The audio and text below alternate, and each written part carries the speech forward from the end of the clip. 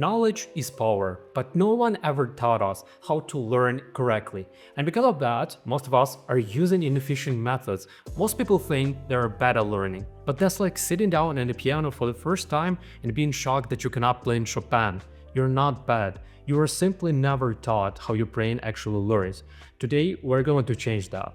But first, let me tell you a story. Berlin, 1927.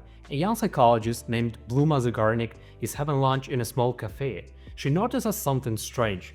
The waiter remembers every order perfectly. But later that day, when Zeigarnik returns to the cafe to pick up her forgotten handbag, the same waiter looks at her like she's a complete stranger. He remembered every order, but not the person who gave them. This phenomenon later became known as the Zeigarnik effect.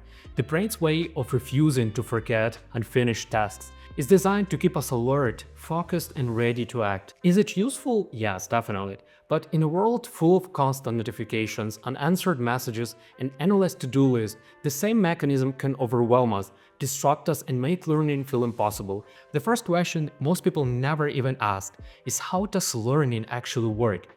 Let's start with a definition that neuroscientist Andrew Huberman uses.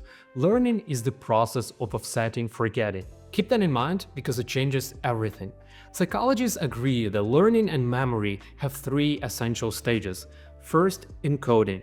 This is where your brain translates information into a format it can store. Second, storage. The information first enters sensory memory. Then, after more exposure, it's transferred to short-term and then into long-term memory.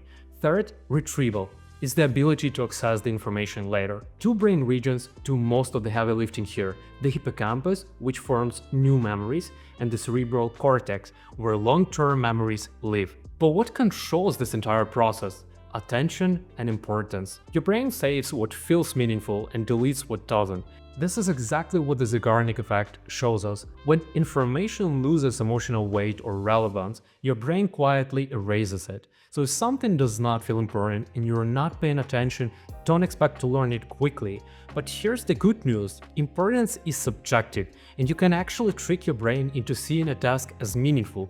The first and most powerful method is being consistent. When you do something regularly, your brain understands that this matters, so we should keep it. That's why scheduling dedicated, distraction-free learning time is so helpful. And here we have an amazing technique which is called spaced repetition. It reduces forgetting by re-exposing your brain to information at exactly right moments. Second method is about teaching information. If you want to learn something, read about it. If you want to understand something, write about it. If you want to master something, teach it. Yogi Bhajan. And yes, teaching to your cat will also work. However, don't be upset if your cat does not like it. The third method is also very similar. You take a topic and you try to remember everything you learned about it. This method is called active recalling and is considered to be one of the most effective ways to memorize things. And again, what we're trying to do is offset forgetting. You actively force your brain to retrieve information, which makes it even more important, because what's unused will eventually be deleted. Here's the framework to use. First, define what you need to learn and the optimal time for it. Know exactly what skill or topic you're targeting and give yourself a realistic time window. But here's the trick: don't give yourself too much time.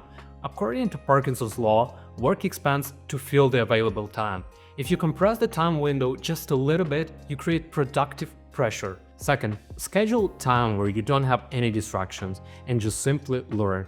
Any distraction takes away the significance of the task and makes it less enjoyable.